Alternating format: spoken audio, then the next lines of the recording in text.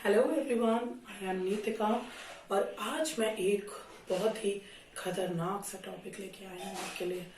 खतरनाक इसलिए कि जब भी हम इसका नाम सुनते हैं बस हम परेशान हो जाते हैं। तो एक छोटी सी आपसे मैं क्वेरी करूंगी कि जब भी आप कैलेंडर देखते हो या अपना टाइम टेबल देखते हो तो क्या याद आता है आपको? आई नो, याद ये आता होगा कि ओहो, आज मुझको ये कंप्लीट करना था पर मैं ये नहीं कर पाई। ये सारी चीजें मुझे आज ही करनी थी। ये कल का काम पेंडिंग था जो कल ही नहीं हुआ। आज और कल मिला के मुझे ये यूनिट फिनिश करनी थी, ये नहीं हुई। And the list goes on. तो कहने का मतलब ये है कि हम जो भी प्लान करते हैं वो कभी भी उस टाइम पर नहीं हो पाता है। तो आज का जो टॉपिक है दैट इज टाइम मैनेजमेंट। कैसे मैं अपने 24 आवर्स को इस तरह से मैनेज करूं कि मैं इसको इफेक्टिवली यूज कर सकूं, अपने दिए हुए टास्क को मैनेज कर सकूं। तो इसमें हम छोटी सी टिप्स हैं जो हमें फॉलो करनी है और इससे शायद हमारी बहुत हेल्प हो सकती है। सबसे पहले तो हमें यह समझना होगा कि हमारे पास जितने भी काम आते हैं वो कुछ कैटेगरी में डिवाइडेड होते हैं। अगर हमें उन कैटेगरीज का पता चल जाए तो हमारे लिए ये काम थोड़ा आसान हो जाएगा। तो आइए हम वो कैटेगरी समझने की कोशिश करते हैं। फर्स्ट कैटेगरी जो होती है वो होती है अर्जेंट एंड इम्पोर्टेंट, यानी वो टास्क जो मेरे लिए अर्जेंट भी है और इम्पोर्टेंट भी है। कहने का मतलब ये कि वो सारे काम जो मुझे आज ही करने हैं और काम खत्म करने ही हैं, यानी आप मेरे पास कोई टाइम नहीं बचा है, मुझे उन्हें फिनिश करना ही है। So that's called urgent and important. Second category होती है जो अर्जेंट तो नहीं है पर इम्पोर्टेंट है। फॉर एग्जाम्पल, जब आप अपनी स्टडीज की प्लानिंग करते हैं, आपके एग्जाम्स में भी 2-3 महीने हैं, लेकिन आप स्टडीज को प्लानिंग फेज से लेकर के जाते हैं। कोई भी प्रोजेक्ट या किसी प्रोजेक्ट पर, किसी एक्सपेरिमेंट पे काम कर रहे हैं, तो उस समय जो प्लानिंग फेज का टाइम होता है वो है ये।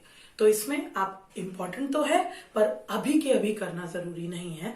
तो वो होता है सेकेंड कैटेगरी। एक थर्ड कैटेगरी भी होती है जो बड़ी ही अलग सी कैटेगरी है, बड़ी स्ट्रेंज है, विच सेज कि ये अर्जेंट है लेकिन इम्पोर्टेंट नहीं है।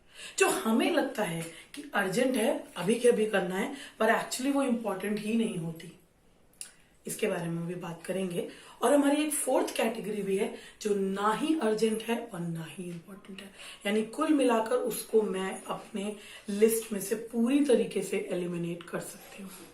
ठीक है, जो मैंने आपको अभी बताया, ये एक बहुत बड़े साइंटिस्ट हैं स्टीवन कोवी, जिनकी ये मैट्रिक्स है, उसको हम छोड़ देते हैं। अभी समझते हैं कि ये 4 पार्ट्स में हम अपने टास्क को कैसे डिवाइड करें। तो जो थर्ड वाला टॉपिक हमने बात की है, जो ये कह रहा है कि it is urgent but not important. तो आपने कभी ये ऑब्जर्व किया होगा कि आप क्लासरूम में बैठे हैं, आप कहीं इंपॉर्टेंट जगह पर हैं और वहां पर आपका फोन बज पड़ता है। फोन आ रहा है और आपका दिमाग फोन पर ही है, आपका फोकस फोन पर है और आपको लग रहा है कि इससे ज्यादा जरूरी लाइफ में इस वक्त कुछ है ही नहीं, इस फोन को मुझे उठाना ही है। या फिर कोई मेल पॉपअप होती है और आपको लगता है ये मेल मुझे देखनी ही है, और जब आप उस फोन को उठाते हैं या मेल देखते हैं तो आपको एक्चुअली में पता चलता है कि ये इंपॉर्टेंट नहीं है। So that's called urgent but not important. तो इन टास्क को हम अपनी लिस्ट से एक्चुअली हटा सकते हैं। और फोर्थ वाली जो है ना ही अर्जेंट ना ही इंपॉर्टेंट, फॉर एग्जाम्पल जो हम व्हाट्सएप करते हैं, फेसबुक, कोई भी सोशल मीडिया का जितना भी हमने अपनी सोशल इंटरेक्शंस है हमारी, वो सारी अगर वो जरूरी नहीं है तो उन्हें भी हम अपने टास्क में से एलिमिनेट कर सकते हैं। इन सारी चीजों के बीच में मैं आपको एक और टर्म के बारे में यहाँ बताना चाहती हूँ, विच इज कॉल्ड प्रोक्रास्टिनेशन। अब प्रोक्रास्टिनेशन क्या होती है, इससे रिलेटेड एक छोटी सी स्टोरी सुनेंगे। तो भाई हमारे मिस्टर जॉन थे और उन्होंने पढ़ाई करनी शुरू की। सुबह सुबह वो बहुत ही फ्रेश माइंड के साथ 5 o'clock उठे और उन्होंने अपना माइंड मेकअप किया कि आज बैठकर मैं अपनी ये एक इंटायर यूनिट फिनिश कर दूंगा और आज शाम तक मेरा ये पूरा चैप्टर और ये जितनी भी इसमें पूरे यूनिट में 4-5 चैप्टर्स हैं, ये सारे मैं फिनिश कर लूंगा। उन्होंने उठा, अपना सारा प्लानिंग किया और थोड़ी देर बाद उनको लगा कि ऐसा क्या क्यों ना करूं कि पढ़ने से पहले मैं अपनी थोड़ी सी मेल्स चेक कर लेता हूँ, देख लूं कि कहीं ऐसा ना हो कि कोई इंपॉर्टेंट मेल आई हो। तो वो बैठकर अपनी मेल्स चेक करने लगे। मेल्स चेक करते करते करते करते दोपहर हो गई and it was afternoon when he realized कि कोई भी इंपॉर्टेंट मेल तो थी ही नहीं।